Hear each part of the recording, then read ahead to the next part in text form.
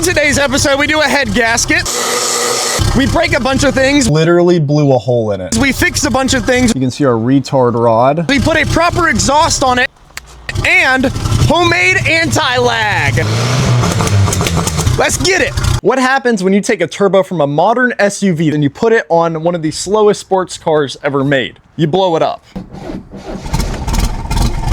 Because you made 12 PSI and you were running on 87 octane. So today we're gonna fix everything that blew on the old girl, and then we're gonna make it shoot flames. Let's get to it. Love some tetanus in the morning.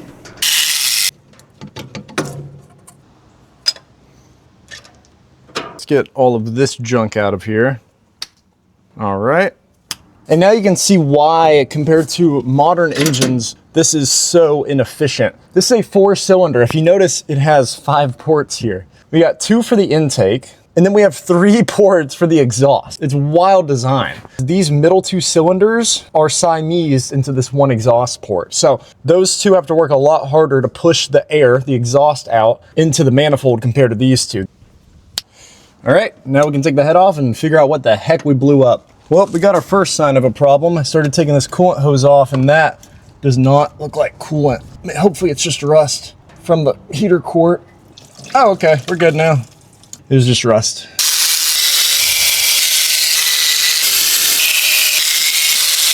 Let's see if we can't get this old girl out of here.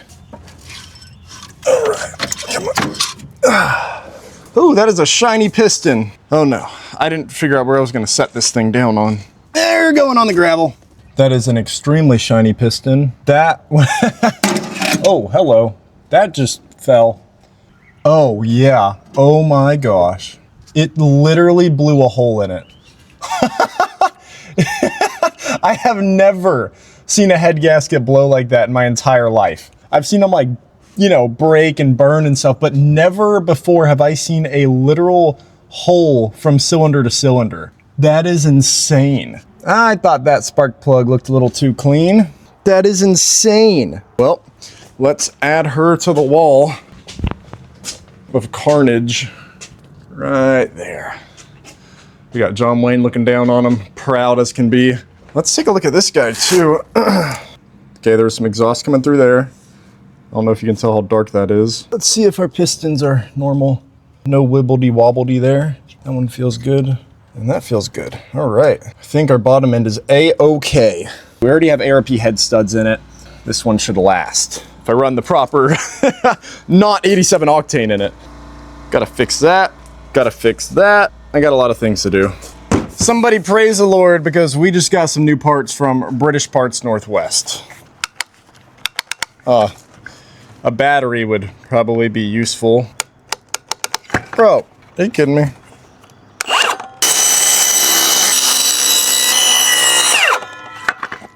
We have a unscathed intake gasket. Oh, this is a nice one. I didn't realize this was a thick one. Fresh head gasket kit right here. And then we got one of their kits of exhaust studs. We got the Microtech. I love this thing. If any of you are knife people out there. Fresh head gasket. To go with our head gasket, I also picked up some O-ring wire so that we can make use of these rings that were cut on the top of the head here, on the top of the block. That appears to have been made for some of this O-ring wire to help it seal. When you're running race engines or high boost applications, a lot of people put these in so that you have a very strong seal going all the way around it. I'm gonna whip out the feeler gauge and see if I can get a somewhat of an estimate as to how deep that groove is. Anything that blows up on this engine is a 99% chance due to my stupidity, not quality of parts. So when anything blows on here, just know that. And I say if, I mean when. Let's try 10 thou. Oh no, it's smaller than that. Yeah, this is gonna be too thick.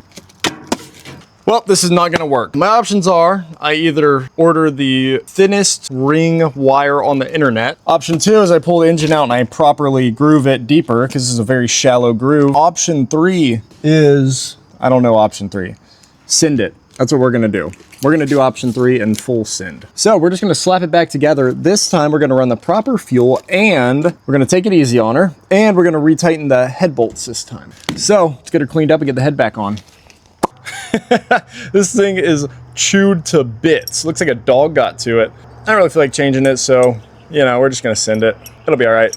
The head gasket will blow again before that's ever a problem. So I have a new favorite way to clean up cylinder heads that involves an angle grinder. I swapped out my grinding blade for some Scotch-Brite. It also sends fibers into every little porous inside of the cylinder head, but we're gonna blow it out anyway, so it'll be fine.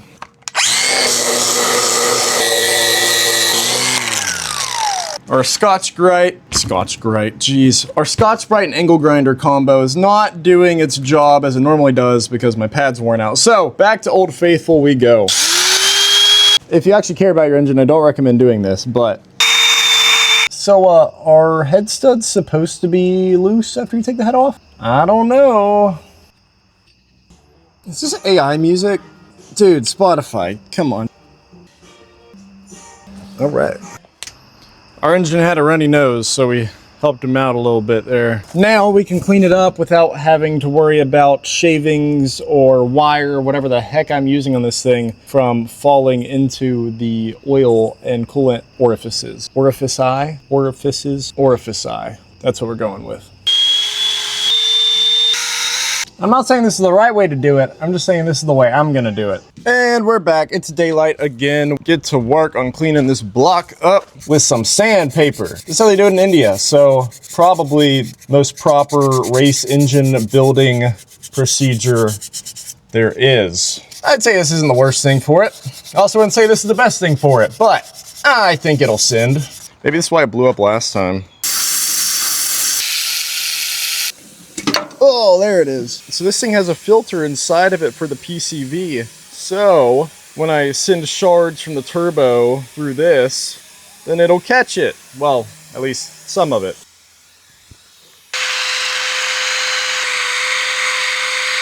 I don't really feel like replacing this gasket. Hit her with some silicone and she will be a happy little silicone gasket. Hit her with a little, and also get a little bit of silicone in my lifters, but that's all right. She's a sturdy girl. A little dab here, a little dab there. Call me Cam Newton. If you didn't get that, you are fortunate.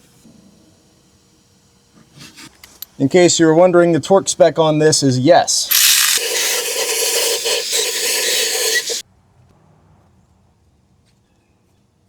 Should you tap and clean the threads in the block before you put your ARP head studs in? Yes. Am I going to? No. If it opens in your pocket, it won't go through your leg. Instead, it stops it. Kind of cool. And she's on. Now we just got to torque her down, put the push rods in, dent that exhaust in, and then she will be ready to make some real power.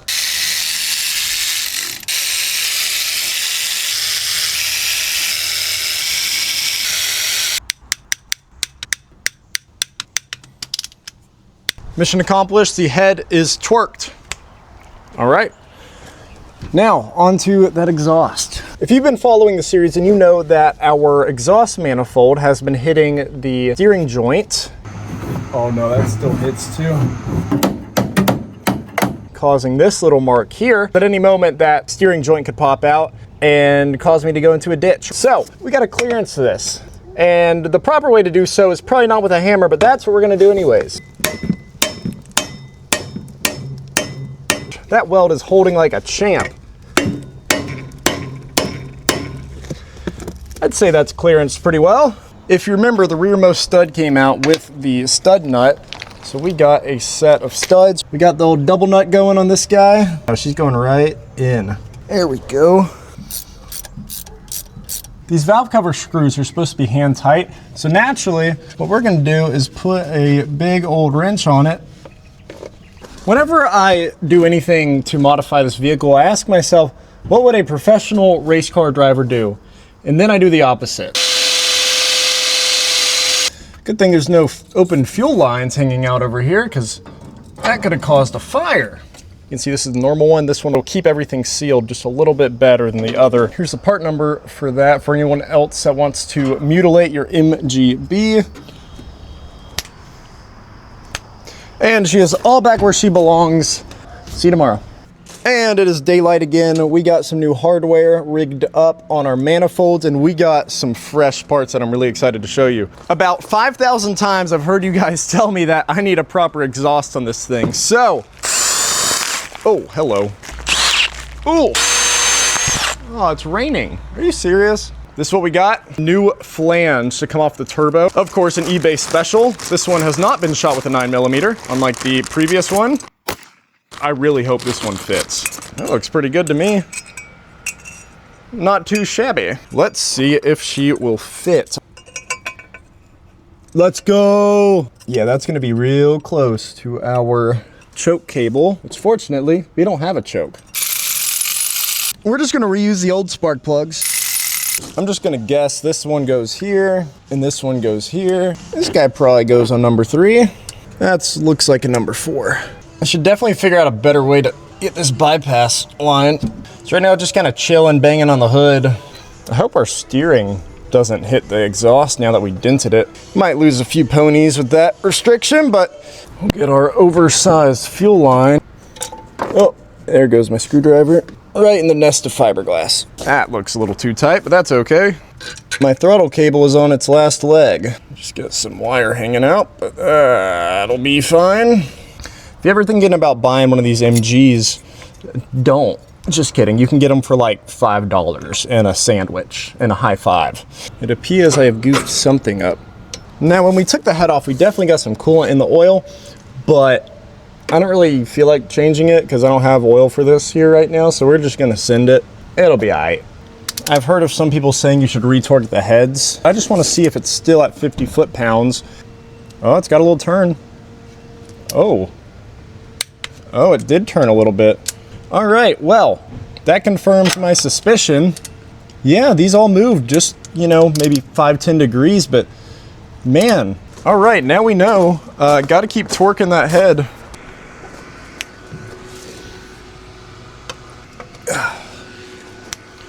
Chrome spaghetti's on.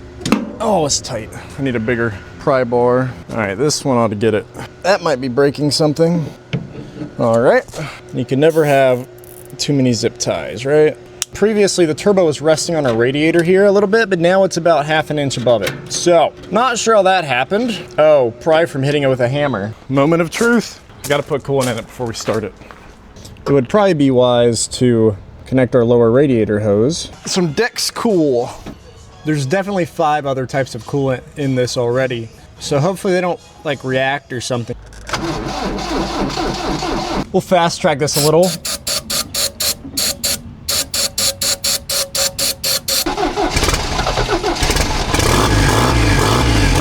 Yeah, buddy. Where's my oil? There's my oil. We're back. You see Bo, he's about 2 years old. I found him in my front yard the other day, and nobody has claimed him. We listed him everywhere. So now he is the oversteer shop dog. Ain't that right? You just want to hang out with me. You want to work on cars, pick up all the bolts that drop in the engine bay. Our turbo is hitting this pipe now, so we're just gonna duct tape it. Maybe one day I'll actually fix the problem, but we'll get there when we get there. So as the engine was running, it sounded a little knocky, and I'm wondering if a valve is just a little loose. Maybe we wiped the cam. So what I can do is turn it over and see if they're all moving.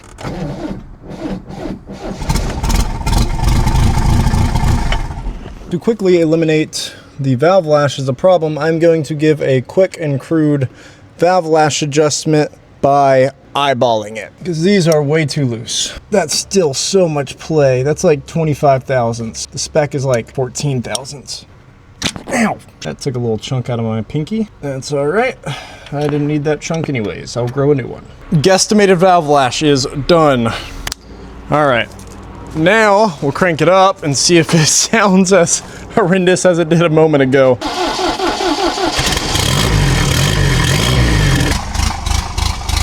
That didn't sound too bad. Let's do a oil check. Looks a little metally. That's probably normal for these. Everything will be all right, right? And we're back. Today is car show day. I haven't even test driven it since I put the head gasket on it, so I should probably make sure the car drives. Oh boy. Give her a little test run, and if all goes well, it probably won't, then we send it. How long do you reckon it's gonna take to start today? Oh, look at that! Look at that! Beautiful. Gonna get this out of here. Don't die on me. You're fine. Got no intake. Will it crank? I didn't like that. What? Whoa. Gotta make sure my little fun wire here is connected. Yeah.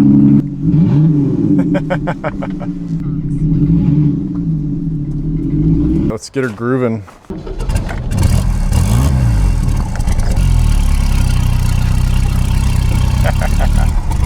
She's blowing a lot of smoke. Makes sense. It's at 11.5 to 1 right now. Make a little boost and lean it out. Everything's happy, especially my left turn signal. It keeps turning on without me asking it to. It just went 5 PSI, very happy. Oh, I need to calm down before I break something. I want to let this thing eat. Car show was a success. Now, the mission is get it home without blowing it up. Some of you comment horrible ideas for this car, and some of you comment great ideas. Like Tucker, who said that we need to do a fender side exit exhaust. So, shout out to Tucker, that is exactly what we're gonna do.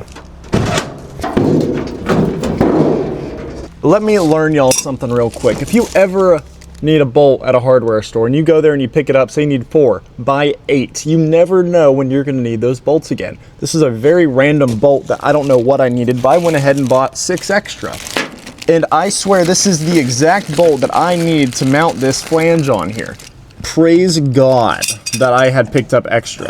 If you need it at once, odds are at some point in the next 5 years, you are going to need that bolt again. Just buy it. Now I have to figure out how to route it to get to here or wherever I can. But now I need to figure out how long my pipe needs to be. I don't have a ruler handy, but I do have a piece of string. So that is how we're gonna measure right about there.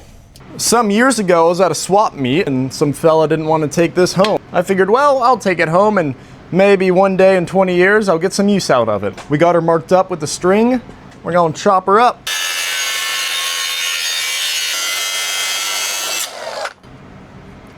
Oh, I reckon we'll just start popping some holes in here.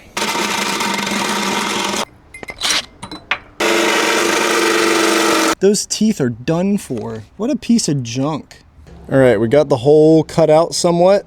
If you guys can even see that, looks like I just drew a random arbitrary line on this. I wonder if it'll be like anywhere remotely close to where I want it to go. Wow, that might actually work. Ow, ow. Ow, oh, dude. Well, at least my pinky's still there. Should probably do something about that. Wow, that's a lot of blood. All right, welcome to First Aid with Austin. These skizzers are not the best. Now that I have made my sanitized gauze unsanitized, did a little hamburger, then some hot dog, then wrap her up real nice. We put a little bit of ointment on it and then wrapped her up. My favorite thing on earth is athletic tape. You can tell I do this quite frequently. Now we can get back to work. Now when I say I put blood, sweat, and tears into this thing, that is not a figure of speech. This time we are going to go in from the underside where there's not sharp metal sticking out, waiting to take a chunk of my hand. When building a car, there are priorities. I currently have a choice for what I want to prioritize, either exhaust, that sounds cool, or brake lines. So this brake line's in my way. I'm just gonna bend it. I cut some more metal and I just kind of guessed that this will work, so we'll find out. Let's just get this guy propped up on this wood and screw as any professional would do. And if it's a little off, we'll just cut more out of the fender. Now that's a dump pipe right there. I guesstimated just about every single part of this exhaust. If this fits in there, I'm gonna be pretty amazed. Oh, that's not half bad. If you can even see it, you can see it sticking out of the hole right there. Maybe I should crank it like this. Oh, that rattle. Give her a little spritz. You know, a little more. Yeah, it could use a little more. You know what, just to be safe.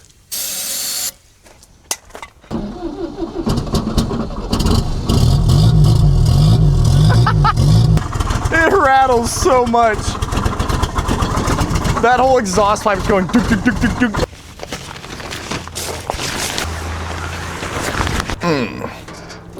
Love some tetanus in the morning.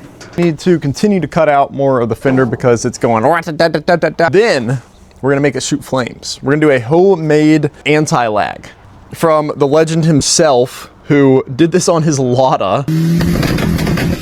I'll show you a picture here.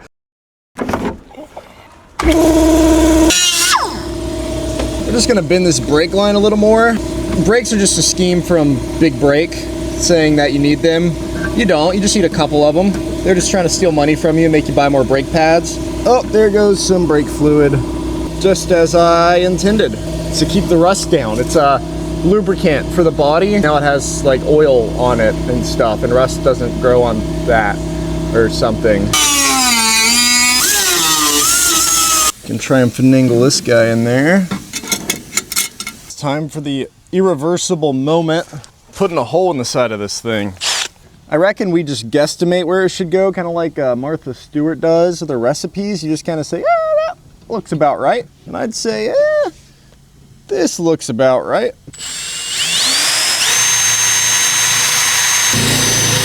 There it is. That feels pretty close. I almost forgot my life support here. You guys see that? It's all water and oil.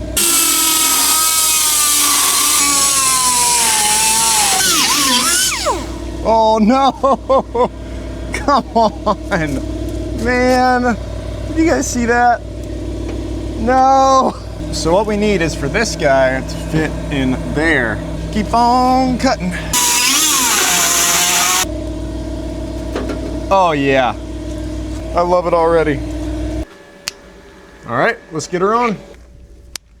That looks amazing.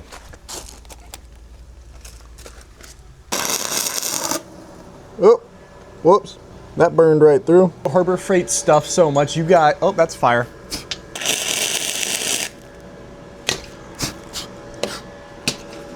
Dadgummit, why does this keep happening? Guess I should put the welder down for the day. I am very excited to see, one, what this sounds like, and two, how much it knocks on the side of the fender. Oh no.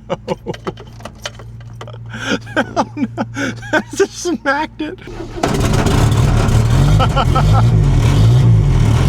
That's not too bad.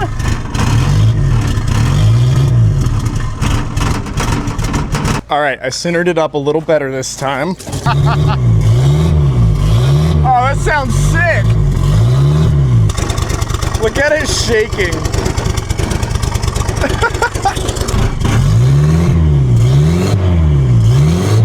Yeah, I'm gonna have to cut it out a little more. We got this piece sticking up a little bit. That's how you line up some welds. Something else on fire? Brother. Is that the fourth time today? I am trying my best to keep the splatter off of this V-band. This might kind of help a little bit.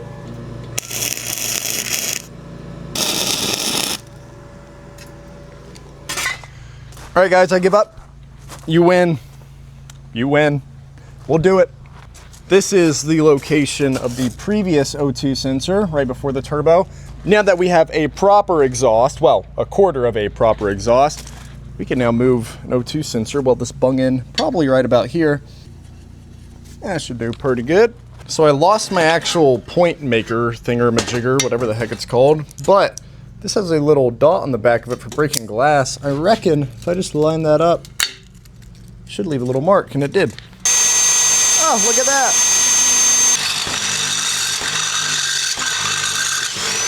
See if we can get this guy all the way down. No, it's caught again. What in the world? So I started with the wrong O2 sensor bung from O'Reilly's. You can get these off the shelf. I started with the short one. You want the long one. Otherwise, the O2 sensor will only make it like part of the way down and then get stuck.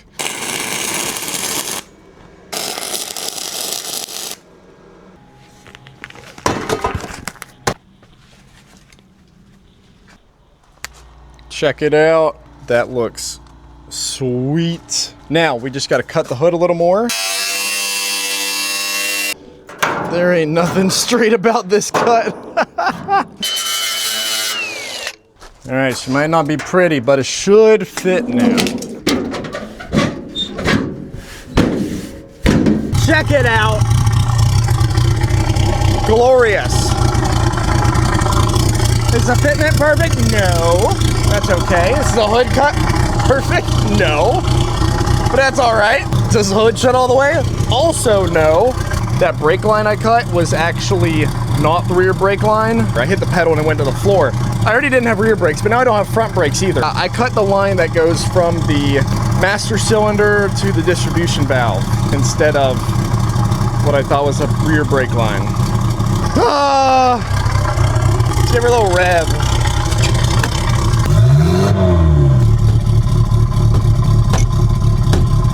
There she is.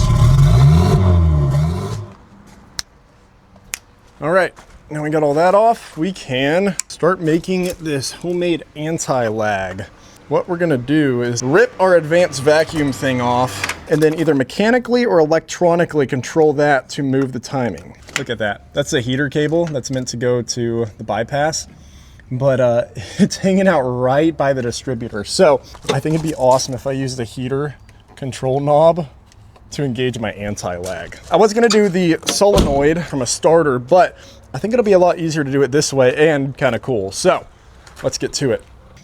And if you didn't already know how a distributor works, basically as the engine spins, this spins, and it has a cap on it, and every time it hits a contact, one for each cylinder, it sends spark to that cylinder. So it has to be timed perfectly. This is meant to advance the spark as it goes up in RPMs, because normally your spark is, say, 10 degrees before top dead center. When you're at high RPM, to make actual power with it, you need it to be at about, say, 25 degrees before top dead center. Because the engine's moving faster, it needs that spark to hit sooner. It's pretty cool because this pulls vacuum in on it, and in turn pulls that up, which advances the spark. But I don't use it anyways, so I'm gonna control it manually, but instead of sending it forward to advance it, we're going to send it backwards to retard it, so that way it sparks late when the exhaust valve is open, and then we'll get pop, pop, pop coming out of the exhaust and spinning up the turbo faster, so it makes boost faster, especially when sitting still.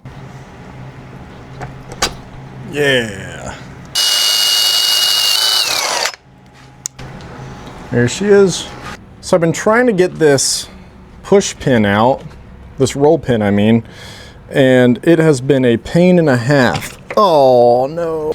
This thing was a horse, I'd turn it to a glue stick. Come on, there we go. All right, 3 hours later, I got the distributor back together.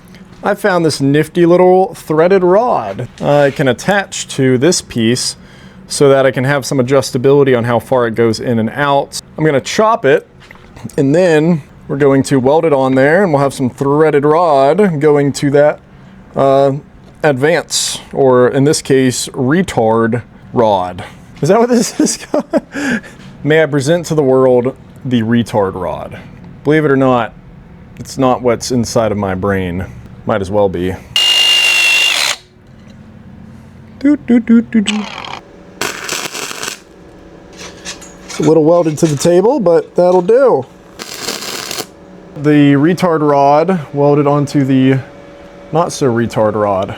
The rod is right there, so I just gotta slip this guy in the hole, which I am not very skilled at, and now this guy will do that. And I kept this guy, as you saw, so I can just mount this right on here as it catches the welds. That'll send. So we got it in here. You can see our retard rod will adjust the timing on the fly. All I need to do is really connect this guy to that and give it a mount.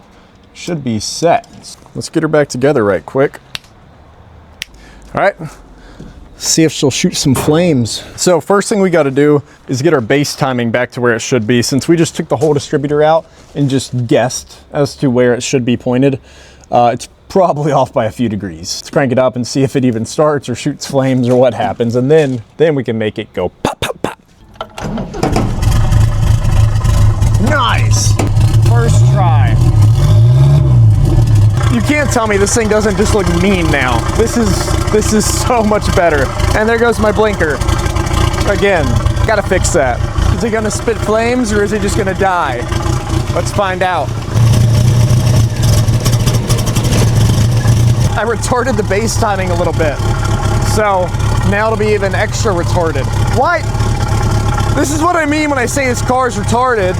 Comedic timing, not gonna lie, but hopefully it doesn't blow up in my face because this would be a really bad spot to be standing if it did.